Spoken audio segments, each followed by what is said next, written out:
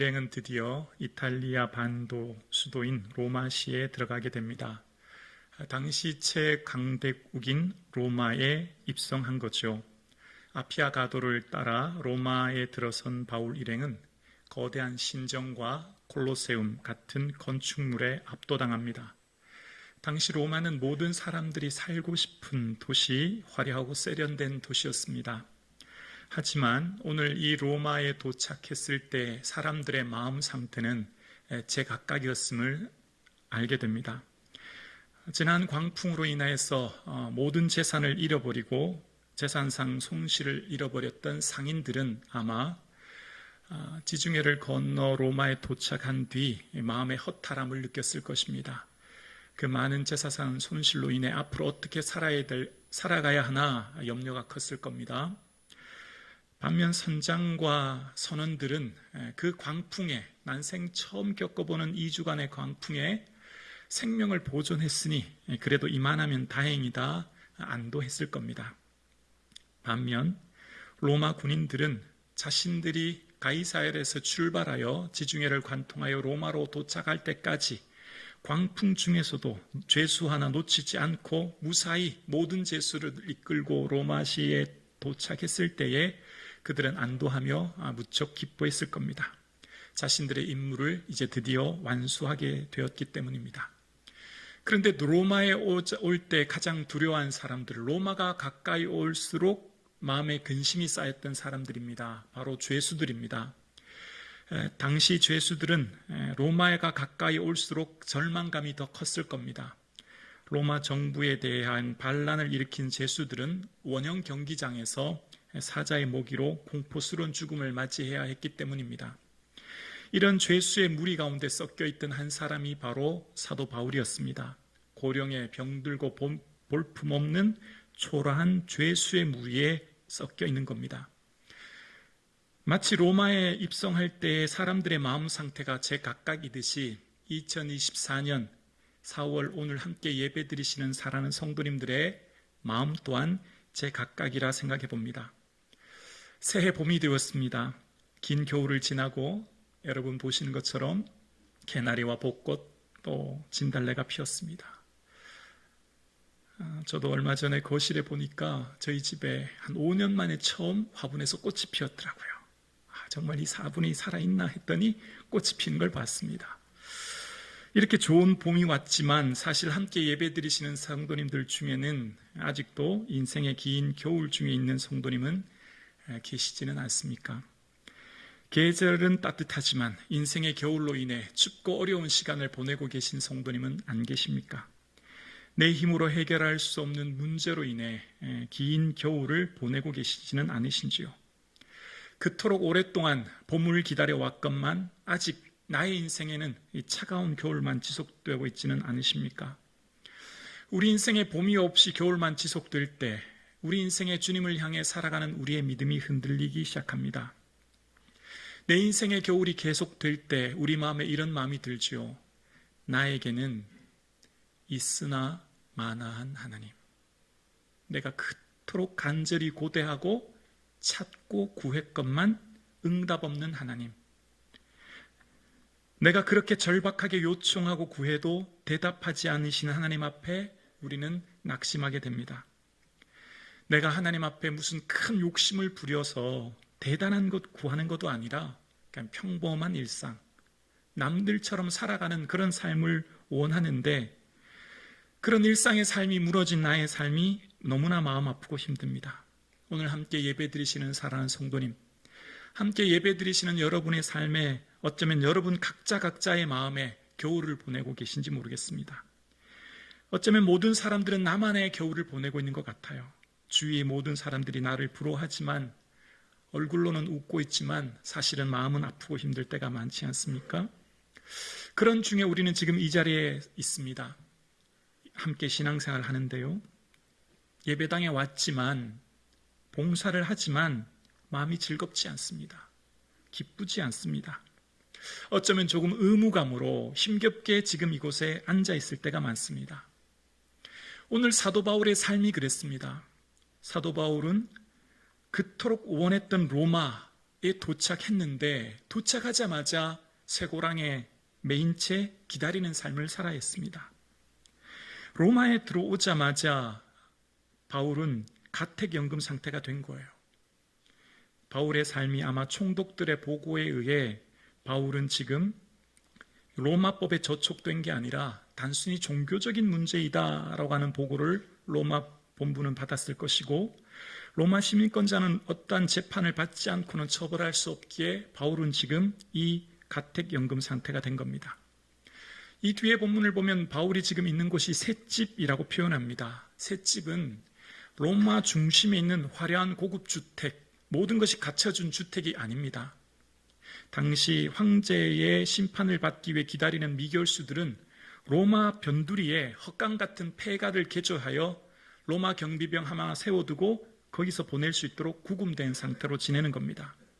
바울이 지금 로마에 입성한 것, 무슨 맛집 투어하고 여행 다니러 온 게 아니라 죄수로 구금되어 있는 겁니다. 쇠사슬에 묶여 폐가와 같은 집에 쓸쓸하고 외로운 시간을 보내야 했습니다. 사도행전 28장 뒤에 보면 2년이라고 하는 표현이 나옵니다. 어쩌면 지금 모든 사람들이 주목하지 않은 외롭고 공허한 고독한 시간을 보내고 있습니다. 오늘 바울의 삶을 보면 바울을 이끄시는 하나님의 인도가 참 당황스럽습니다. 여러분 어떻습니까? 여러분이라면 어떤 마음이 드시겠습니까? 누구나 노년에는 여유 있고 품이 있는 생을 보내고 싶어 합니다. 죽도록 주를 위해 수고한 바울, 이제 로마에서는 지난번 보디올에서 그랬던 것처럼 이제 로마 신화에 도착하면 로마 시내 교회 공동체들이 바울을 환영해주고 위로해주면 얼마나 바울의 마음이 큰 기쁨을 얻었겠습니까? 오늘은 사도행전 28장은 로마에 도착한 바울의 마지막 생전의 모습을 기록하고 있습니다. 그런데 로마에 도착했을 때 하나님께서는 침묵하십니다. 앞으로 바울에게 어떤 일이 있어야 될지, 앞으로 어떤 사역을 감당해야 될지에 대한 구체적인 말씀이 없으십니다. 또한 사도 바울을 그런 시간 속에서 어느 누구도 환영해주지 못한 채 시간을 보내고 있는 겁니다. 그렇게 3일이 지나갑니다. 아무도 찾아오지 않은 3일. 바울은 가만히 있지 않고 로마에 있는 유대인의 높은 사람, 즉 영향력 있는 어르신들을 자기 집에 초대합니다. 그리고 내가 왜 로마에 이처럼 쇠사슬에 묶인 죄수의 몸으로 왔어야만 하는지에 대해서 설명합니다. 로마인들은 신문했는 결과 나를 석방하려고 했지만 유대인들이 오히려 고소하여 반대하여 내가 이곳에 오게 되었고, 그래서 나는 황제에게 상소해서 이곳에 왔습니다 라고 하는 이야기를 하는 거예요. 사실 이 말을 할 때 사도 바울의 마음이 얼마나 힘들고 괴로웠겠습니까? 한평생 유대인들의 모함과 살해 위협 그리고 고소로 인하여 이곳까지 와야 됐으니 유대인들에 대한 원망이 참 컸을 겁니다. 또한 하나님에 대한 원망도 컸을 거고요. 이런 상황 가운데 사도 바울은 이제 19절과 20절에는 객관적인 사건, 그러니까 이곳에 오게 된 진술에 대해서 이야기하는데, 20절부터 비로소 사도 바울이 이 사건에 대한 해석과 함께 신앙의 고백을 합니다. 20절에 사도 바울이 이런 고백을 하게 됩니다. 이러므로 너희를 보고 함께 이야기하려 청하였으니 이스라엘의 소망으로 말미암아 내가 이 쇠사슬에 매인 바 되었노라. 사도 바울이 지금 이곳에 오게 된 것은 유대인의 고소가 아니라 그것을 넘어 일하시는 것이 하나님이신데요, 바로 이스라엘의 소망이라는 거예요. 이스라엘의 소망은 다른 것이 아니라 이스라엘이 오랫동안 기다렸던 메시아라는 표현입니다. 메시아. 구약의 모든 선지자들이 그토록 얘기했던 이스라엘의 메시아가 이스라엘의 소망이거든요. 그러니까 지금 사도 바울이 이곳에 오게 된 것은 이스라엘의 메시아인 소망이신 예수 그리스도 때문에 이곳에 왔다라는 표현입니다. 왜 이스라엘의 소망인 메시아를 때문에 유대인들은 바울을 고소하였고 바울은 죄수로 오게 되었을까요? 애초 유대인들이 기다렸던 메시아는 경제적인 번영과 정치적인 해방을 주는 강대국 로마를 무력으로 무너뜨리는 능력 있고 힘 있는 강력한 메시아를 원했고요. 그렇게 원했던 메시아를 사도 바울은 갈릴리 나사렛에서 태어난 시골 목수의 아들이다라고 이야기하면서 나무에 달려 십자가에 죽은 예수를 메시아라고 얘기하자 유대인들은 메시아에 대한 모독으로 느낀 겁니다. 사람들을 미혹하는 자라고 생각한 거예요. 왜냐하면 구약의 율법의 나무에 달린 자는 저주받은 자거든요. 그 저주받은 자가 어떻게 메시아가 될 수 있냐라고 하는 생각입니다. 그래서 사도 바울은 유대인들의 이 고소로 인해서 지금 이곳에 오게 된 거죠. 지금 바울이 이곳에 오게 된 이유는 객관적으로 외형적으로 유대인의 고소 때문이에요. 근데 바울은 그렇게 말하지 않아요. 나는 유대인들의 고소로 비록 이곳에 오긴 했으나 이곳에 온 근본적인 이유는 이스라엘의 소망으로 말미암아 내가 쇠사슬에 매였습니다. 예수 그리스도의 복음으로 외에 내가 이곳에 왔습니다. 라고 고백한 거죠. 여기서 바울의 신앙의 고백을 볼 수 있습니다. 분명 객관적인 팩트, 사실은 바울이 유대인들의 고소로 로마 병사들에 압송되어 이곳 로마에 왔지만 이곳에 온 근본적인 이유는 이스라엘의 소망인 예수 그리스도 위에 내가 이곳에 왔다라고 이야기하는 겁니다. 그리고 사도 바울이 이후에 로마 교회, 에베소 교회 편지를 쓸 때 지금 갇힌 상황에 대해서 좀 더 구체적으로 설명할 때 에베소서 6장 19절에 이렇게 표현합니다. 또 나를 위하여 구할 것은 내게 말씀을 주사 나로 입을 열어 복음의 비밀을 담대히 알리게 하옵소서 할 것이니 이 일을 위하여 내가 쇠사슬에 매인 바 사신이 된 것은 나로 이 일에 당연히 할 말을 담대히 하게 하려 하심이라 라고 이야기합니다. 내가 이 일을 위하여 복음을 담대히 전하기 위해 내가 쇠사슬에 매인 뭐가 됐냐면 사신이 되었대요. 사신. 원어의 뜻은 대사라는 말입니다. 자국을 대표하는 외교 교섭권을 가진 특권을 가진 특명 대사 말입니다. 여러분 이게 쉽게 지금 이해되십니까? 한 국가의 대사라면 국가를 대표하는 사람이 온다면 최소한의 의전을 받으며 사람들의 환영을 받으며 와야 되지 않겠습니까? 초라한 몰골의 늙은 죄수의 몸으로 온 바울은 지금 자신의 상태를 뭐라고 얘기하냐면 나는 쇠사슬에 매인 대사다 그렇게 얘기하는 겁니다. 여러분 이게 상식적으로 이해가 되면 납득이 되십니까? 아마 이 얘기를 들었을 때 로마 병사가 콧방귀를 뀌었을 거예요. 왜냐하면 현실 감각이 없는 광신자로 느꼈을 것입니다. 망상으로 생각했을 거예요. 지금 바울의 몰골이 말이 아니잖아요. 여러분 어떻습니까?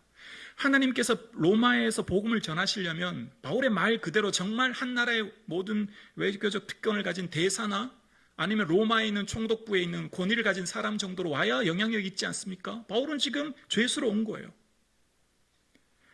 하나님께서 일하시는 일들에 대해서 바울이 지금 고백하기를 나는 지금 이 죄수로 왔다라고 하면서 바울이 구체적으로 그러면 내가 죄수가 된 상황에서 어떻게 일하셨는가에 대해서 또다시 편지를 쓸 때 빌립보서의 사도 바울은 이렇게 구체적인 예를 들어 하나님께서 일하시는 증거를 설명합니다. 빌립보서 1장 12절에 보면 형제들아 내가 당한 일이 도리어 복음 전파의 진전이 된 줄을 너희가 알기를 원하노라.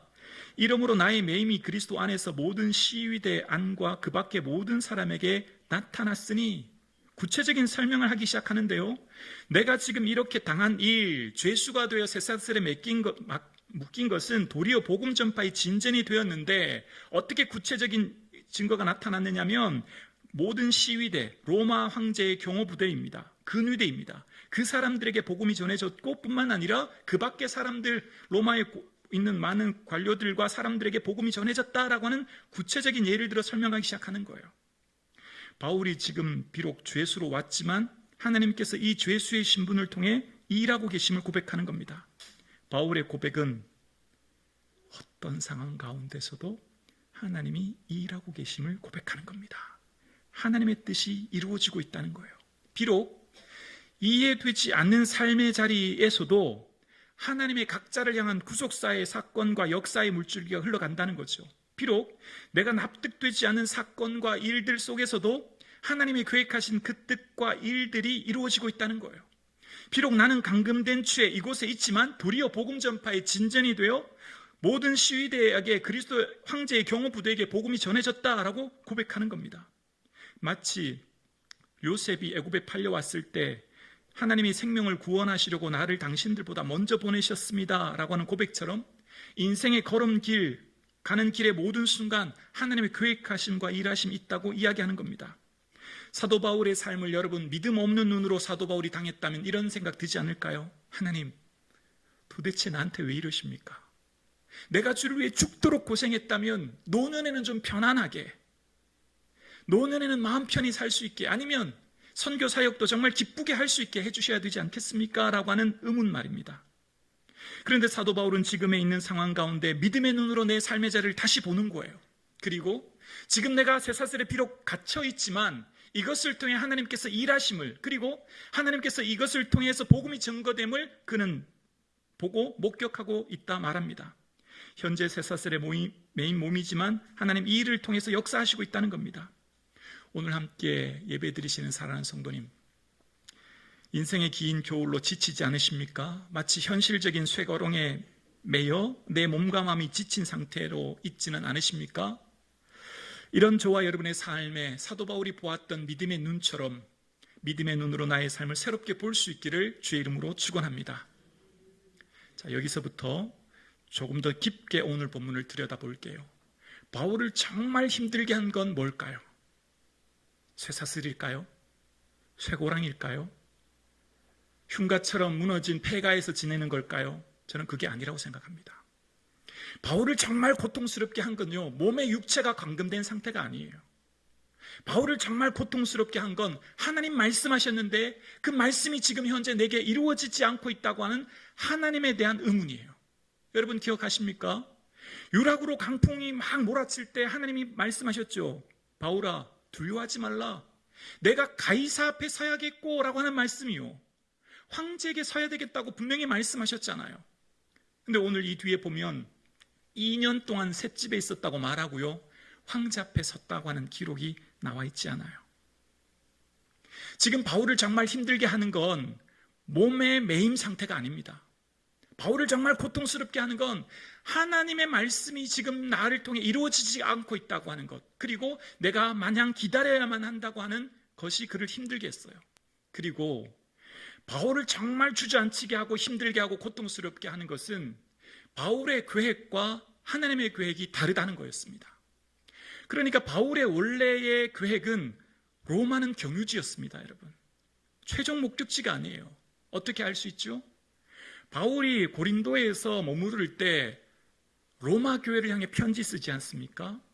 그때 로마 교회를 향해 편지 쓸 때 바울의 앞으로 장차의 계획을 쓰기 시작합니다. 어떻게 쓰냐면 로마서 15장 23절에 이렇게 편지합니다. 이제 이 지방에 일할 곳이 없고 또 여러 해 전부터 언제든지 서바나로 갈 때에, 서바나는 스페인을 말합니다.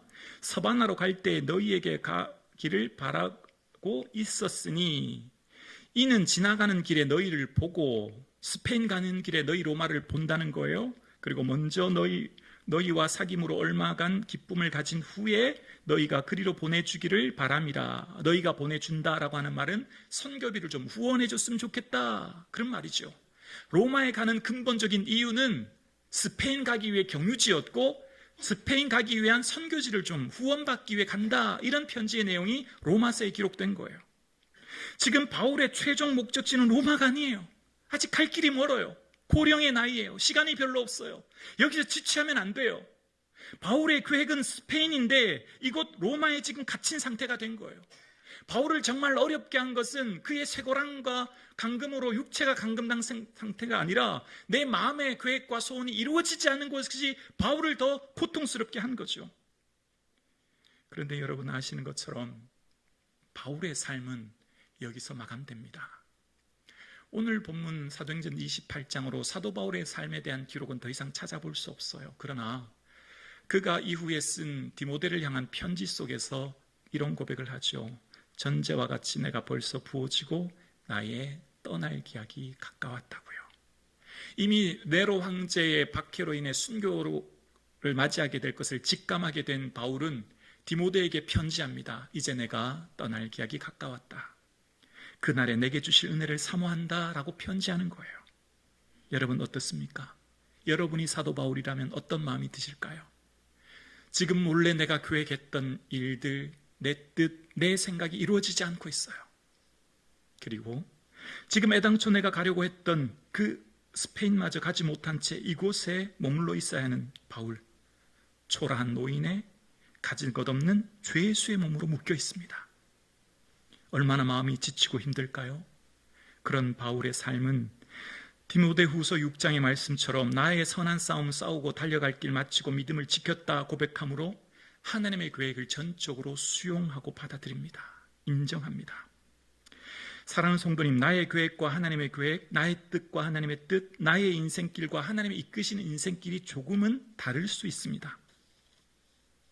마치 사도 바울의 삶의 인생길에서 비천할 줄도 풍부할 줄도, 배부를 줄도 배고픔할 줄도 아는 일체의 비결 속에 내게 능력 주시는 하나님만 의지하며 살았듯이 오늘 저와 여러분의 삶 가운데 어쩌면 나의 마음의 소원과 계획들과 하나님의 마음과 계획의 소원들이 좀 차이가 있을 수 있다는 거예요. 여기에서 우리의 마음이 참 무겁습니다. 그러면 내 안에 계신 성령님, 내 마음의 소원과 계획을 잘 아시는 성령님께서 왜 나의 삶의 소원을 외면하시는가라는 겁니다. 그리고 나의 계획과 하나님의 계획의 차이가 있다면 원인과 이유가 무엇인가라는 거예요. 제가 이 자리에서 설교하는 목사로서 말씀을 공부하고 준비하지만 정확하게 이것입니다라고는 죄송하지만 설명할 수가 없습니다. 하나님의 계획과 뜻을 100% 완벽하게 이성과 논리로 풀어서 설명할 수가 없습니다. 나의 경험과 지식의 궁리로 다 알 수 있는 성질이 아님을 압니다. 하나님의 뜻을 이곳에서 풀어서 다 해석하려고 하면 오독할 위험이 많기 때문입니다.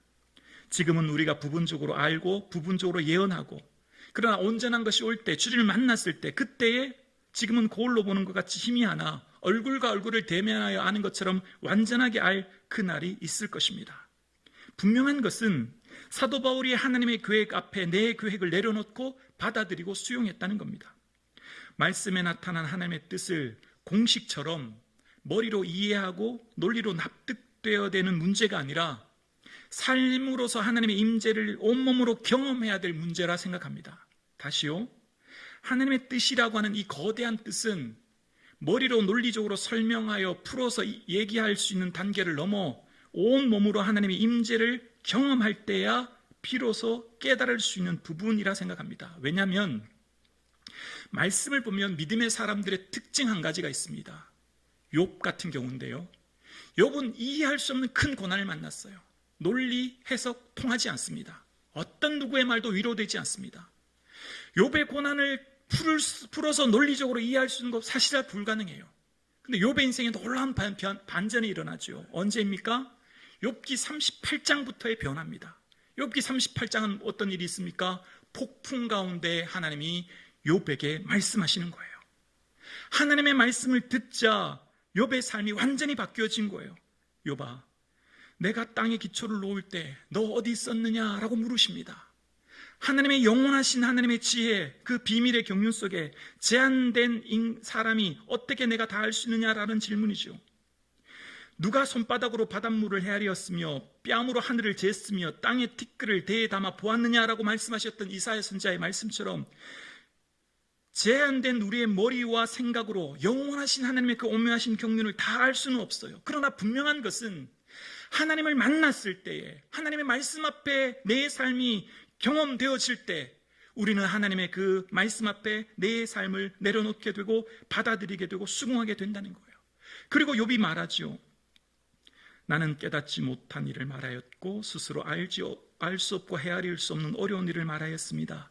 내가 주께 대하여 귀로 듣기만 하였으나 이제는 눈으로 주를 배웠습니다 라고 고백합니다. 하나님을 만나기 전과 후에 완전히 다른 고백을 하는 거죠. 그 사이에 어떤 일이 있었는지 논리적으로 설명하기는 굉장히 어려워요. 그러나 분명한 것은 하나님을 만난 인생은 삶이 새로워진다는 겁니다.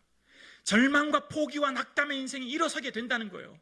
말씀이 그를 세우게 된다는 겁니다. 이거는 분명한 사실입니다. 하박국도 그랬죠. 왜 하나님 우리가 저 바벨론 때문에 우리가 침공을 당하여 이 어려움을 당해야 됩니까? 라고 하나님 앞에 의문을 걸고 한탄할 때 비록 더딜지라도 기다리라, 지체되지 않고 반드시 응하리라는 말씀을 들은 뒤 하박국의 인생은 완전히 바뀝니다.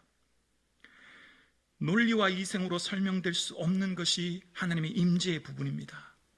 저의 제한된 언어로 다 설명할 수가 없습니다. 여러분, 사랑학이라고 하는 것, 여러분 다 사랑을 아시죠? 사랑에 대해서 어떤 학자가 100권, 1000권, 만권의 책을 읽고 멋진 논문을 썼다고 생각해 볼까요? 근데 이 사람은 미혼입니다. 반면 한 분은 사랑에 대해서 책을 읽은 적도 없고 공부한 적도 없어요. 그러나 어떤 여인을 만나서 사랑하고 아이를 하나, 둘, 셋 낳게 되었어요. 아이를 키우면서 사춘기 이런저런 아이들 결혼시키고 손녀를 안품에 안았습니다. 머리가 지긋하게 되었어요. 이 사람이 경험한 사랑과 머리로만 공부하고 이성적으로 놀리고 책을 읽은 사람의 사랑은 차이가 있을 것입니다. 하나님의 사랑을 머리로 이성적으로 알 수 있는 부분과 삶으로 경험되어져야 될 부분이 반드시 있는 거죠.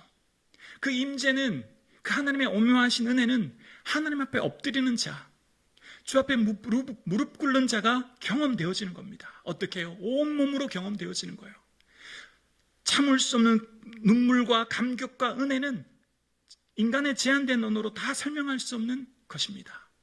여러분, 바울이 얼마 전에 예루살렘으로 올라오려고 할 때 아가보의 선지자들이 띠임자를 치면서 이방인의 손에 넘겨지리라 예언했죠. 아가보 선지자들이 바울 당신이 지금 예루살렘으로 올라가면 환난당할 겁니다. 올라가지 마십시오. 만류했지 않습니까? 바울 일행도 만류하고 빌립의 자녀들도 만류했지 않습니까? 그렇게 만류해도 바울이 어떻게 말했습니까? 나는 결박당할 뿐만 아니라 주님을 위해 죽을 것도 각오했습니다. 그 말을 듣지 않고 뿌리치자 사도행전 21장 14절에 보면 그런 말을 합니다. 그가 권함을 받지 아니하므로 우리가 주의 뜻대로 이루어지리다 하고 그쳤노라. 지금 우리가 주의 뜻대로라는 표현 속에 아마 누가도 말렸던 것 같아요. 누가도 올라가면 고난당하니까 올라가지 마세요 말렸던 것 같아요. 근데 여기서 누구 뜻이 이루어지죠? 주의 뜻입니다.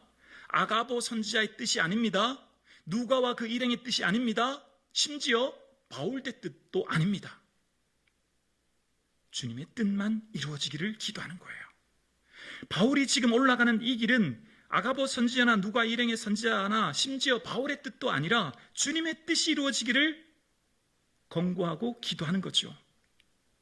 오늘 저와 여러분의 삶을 통해 사랑하는 아버지와 어머니의 뜻이 아니라 내 뜻이 아니라 주님의 뜻이 이루어질 수 있기를 주의 이름으로 축원합니다. 나의 원대로 마옵시고 아버지의 원대로 되기를 원하나이다 고백했던 예수님의 고백처럼 지금은 다 이해할 수 없고 받아들일 수 없는 삶의 쇠사슬과 같은 환경에 있지만 그럼에도 불구하고 나의 삶을 통해 아버지의 뜻이 이루어지고 있음을 바라보며 낙심하지 않고 일어설 수 있는 저와 여러분 되실 수 있기를 주의 이름으로 축원합니다.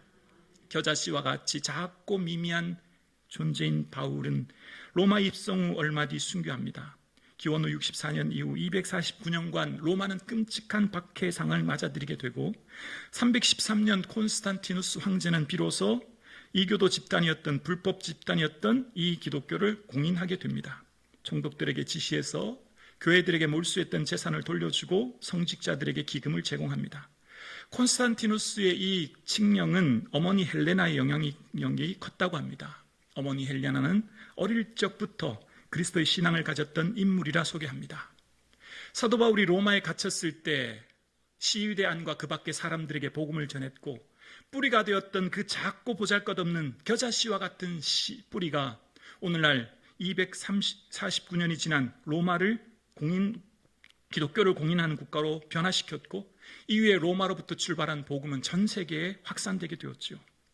서로마는 기원 후 476년, 동로마는 기원 후 1453년에 오스만 투르크에 의해서 멸망하고 사라집니다. 로마 땅 그 강대한 제국은 흔적도 없이 사라졌습니다. 그러나 지금 사도 바울의 삶과 그의 생애는 말씀을 통해 우리는 오늘도 생생하게 듣고 있습니다. 겨자씨와 같이 작고 보잘것없는 나의 삶, 그러나 주님은 오늘도 나를 통해 일하고 계십니다. 마치 내가 쇠사슬에 매인 것 같고 아무것도 할 수 없는 것 같지만 사도 바울이 가까운 유대인들을 청하여 복음을 전했듯이 여러분 할 수 있는 작고 보잘것없는 일이라도 시작하십시오. 실천하십시오. 그것을 통해 하나님의 나라와 역사가 이루어질 줄로 믿습니다. 나의 찬송이여